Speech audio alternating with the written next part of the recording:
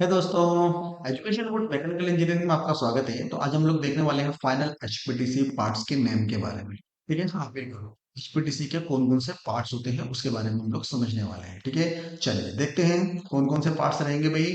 तो यहाँ पर सबसे पहले मैं आपको बताता हूँ एक कोर और कैविटी के बारे में। तो यहाँ पर आपके पास कोर और कैविटी है, जिसको अगर मैं कंबाइन कर देता हूँ ये एचपीडीसी डाई बन जाएगा। राइट, ठीक है। यहाँ पर एक स्लिप चेम्बर ले लिया है मैंने सिंपल प्रोसेस के लिए। राइट, और यहाँ पर एक पिस्टन ले लिया है ताकि मैं मटेरियल को पुश कर सकूं। राइट, अब यहाँ पर ले लेते हैं भाई, ये बेसिकली क्या है, एक एचपीडीसी मोल्ड वर्किंग प्रोसेस को मैं यहाँ पर शो कर रहा हूँ। क्लियर है, ये जो अभी आपको मोल्ड नजर आ रहा है या फिर जो सिस्टम नजर आ रहा है, ये मोल्ड ओपनिंग कंडीशन में है। राइट, अगर मैं इसको क्लोज कंडीशन में लेके आऊं तो ये कुछ इस तरह से नजर आने वाला है। अब मैं क्या करता हूँ, प्रेस करता हूँ, ठीक है, और मटेरियल फिल हो चुका है। अब जब मेटल इसके अंदर पूरी तरह से ठंडा हो जाएगा, तो ठंडा होने के बाद आपको जो कंपोनेंट है वो कुछ इस तरह से नजर आएगा। ठीक है, तो ये है हमारा कंपोनेंट। ठीक है, इस कंपोनेंट के अंदर जो पार्ट रहेंगे वो ये रहेंगे: पार्ट, ओवरफ्लो, रनर, बिस्किट और गेट रनर। राइट, ओके, इसको थोड़ा सा जूम करके देखते हैं तो आपको समझ में आएगा कि भाई किस तरह से नजर आने वाला है।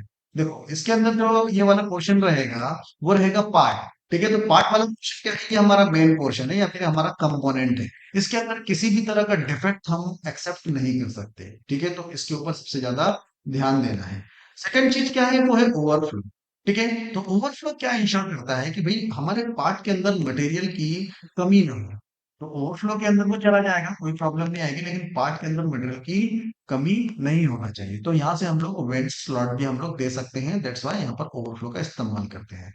गेट रनर की बात करते हैं, तो गेट रनर क्या इंश्योर करता है कि भाई पार्ट के अंदर बैलेंस फीलिंग हो। मतलब बैलेंस फीलिंग मतलब मटेरियल जो किसी अंदर फील हो रहा है ना, वो बैलेंस तरीके से फील हो। ठीक है, रनर की अगर मैं बात करूं तो रनर क्या काम करता है, it is the main flow way area. एक मेन फ्लोवे एरिया जहां से मटेरियल रनर या सब रनर के अंदर, पार्ट के अंदर, ओवरफ्लो के अंदर जाने वाला है। मतलब इनिशियल जो हमारा एरिया है वो रहेगा रनर। राइट, बिस्किट की बात करें तो बिस्किट बेसिकली एक एक्सेस मटेरियल है।